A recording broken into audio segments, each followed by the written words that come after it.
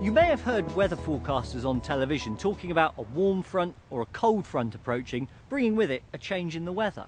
But what are they going on about? What is a weather front and how does it affect our weather? A weather front is the boundary between two bodies of air with different temperature and humidity. These differences depend on where the air has come from on the globe. For example, air sitting over tropical oceans becomes very hot and humid, while in contrast, air over the Arctic becomes very cold and dry. That's logical enough, but what happens somewhere like Britain, where our climate is neither tropically warm and humid, nor polar cold and dry?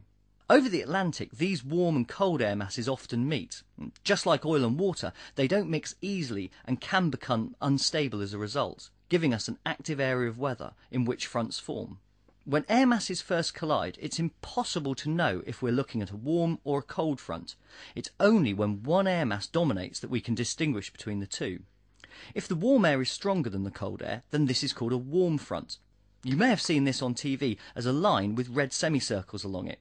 The semicircles point towards the cold air and the direction in which the front is moving.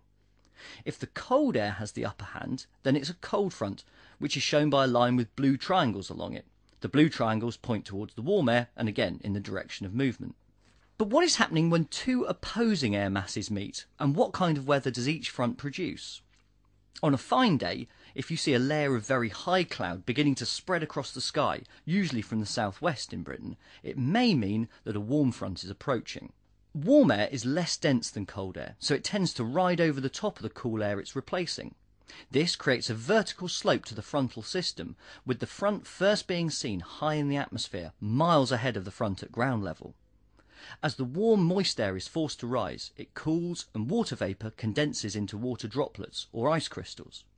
These form clouds that you see approaching, first as high cirrus clouds and then as thicker clouds. It's these interactions which form clouds. If you're measuring the air pressure as the front approaching, you'd see that it's falling. This is because the column of dense cold air above you is gradually being replaced with more and more warm and less dense air as the front moves closer. Layers of cloud also deepen and rain begins to fall. A warm front usually produces quite a long period of light and drizzly rain, with a shorter spell of heavier rain at the beginning of the front. The rain or drizzle will eventually die out once the front has moved through, but it will often stay pretty cloudy. You might think that a warm front would mean nice warm weather, but unfortunately that's not always the case. All that rain and loss of sunshine can mean that temperatures are actually lower than they were before the front arrived. So why is it called a warm front? Well, the cold dry air mass has been replaced by a warm humid air mass. It just doesn't feel much warmer. But what about cold fronts? Warm fronts are easy to spot because you see the leading edge of high cloud approaching on the horizon across clear skies. However, warm fronts leave clouds behind, and the following cold front sneaks in under the cover of the clouds. This makes them hard to spot just using your eyes, as it's difficult to see any changes that might be on the way. But remember that the pressure falls with a warm front because the air is less dense. Well, the opposite is true with a cold front. A cold front is a bit like a wedge.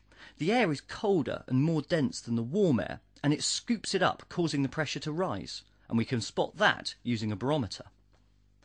So what kind of weather does a cold front bring? Deep cloud layers form as the warm, moist air is forced to rise and cool. These cloud layers produce lots of rain, often in bands, and these bands tend to be quite narrow, with heavy rain in them, sometimes with even hail and thunder. Once the front passes, there's often a dramatic clearance, with blue skies, bright sunshine, as the cold air descends as the front passes. Temperatures fall at first, but they may rise again when the sunshine appears.